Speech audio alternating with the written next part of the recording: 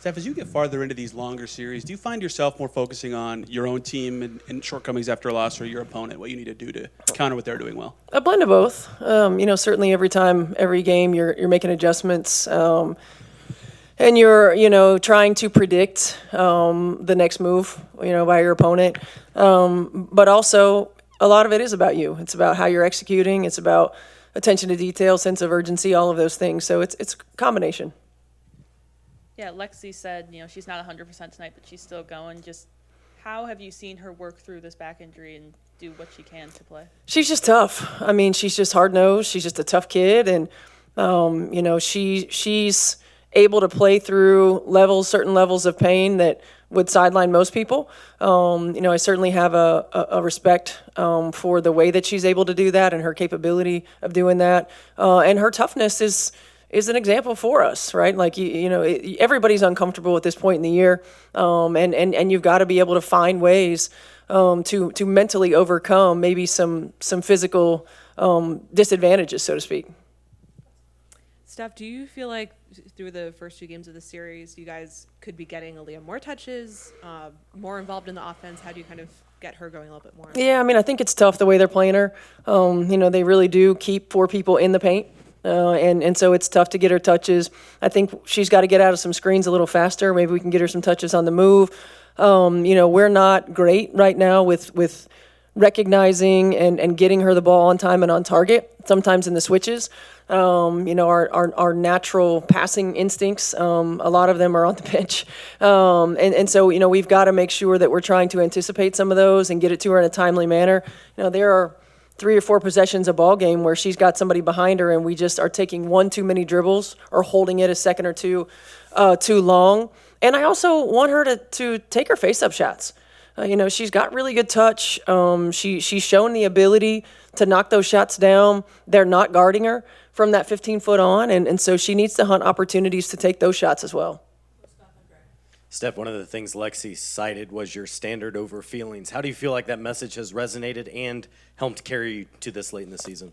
I mean, it's ultimately kind of have to be our rallying cry, right? Like every day, your opponent is going to be ready every day. If we focus on our opponent, there's a certain limit, I feel like, when you're doing that, as opposed to focusing on us and competing to a standard that we want to compete to. And from an execution standpoint, from an effort standpoint, from a team standpoint, a connectivity standpoint, I mean, all of those. We can continue to raise the bar. We can continue to control those things and control our elements, and we talk about that a lot, controlling the things that we can control, and competing to the standard is always going to be one of those.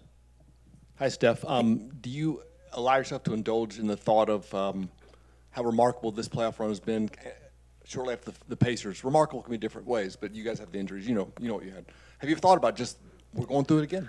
Not yet, because we're in it, because we want to take the next step, because this game is really important tonight, and because we're striving for so much more. I mean, I think when you're a competitor, ultimately, every time you have an opportunity to go on the floor and put yourself in position to win, that's what your focus is.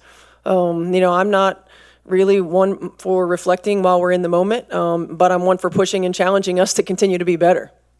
Coach, what do you expect from physicality tonight? I expect it to be exactly like it has been. Any words on the officiating, maybe? Are you trying to take my money? No. I've already given the league enough money. I think they should take all those officiating fines and put it back into the program. That's what I think. What are you focusing on example of a team comparing to this physicality? Yeah, I think we gotta match it, number one, and we've gotta use it in a way that is to our advantage. Whether it's looking at alternative ways to attack on the offensive end, whether it's thinking about different ways to try to gain an advantage on the defensive end. Look, it's not going to change. It is what it is, and players adjust, and we've got to be able to adjust. I think the biggest thing is how do we keep it from impacting our pace and our ability to play. That means we have to be more disciplined on the defensive end. We cannot afford to allow them to shoot so many free throws. We got to be able to get the ball out of the net, makes misses, and play with the pace that we want to play with. Talking to Lexie a little while ago, used a phrase I hadn't heard applied to the WNBA, but I've always heard applied to baseball, which is she wanted to be playing October basketball. I mean, is that a phrase you've ever heard or used, or it's going to be reality if you win?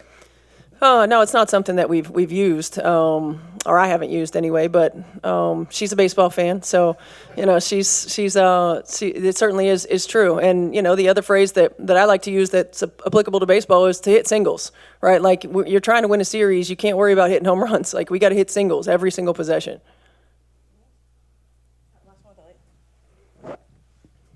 You've limited Aja to 27 shooting percentage on the first game. What can you replicate from that defense? I mean, look, AB's doing a heck of a job. She's challenging. She's making every shot that she can difficult. A's just the best player in the world. So I don't know that we'll replicate that. She missed some shots she usually makes.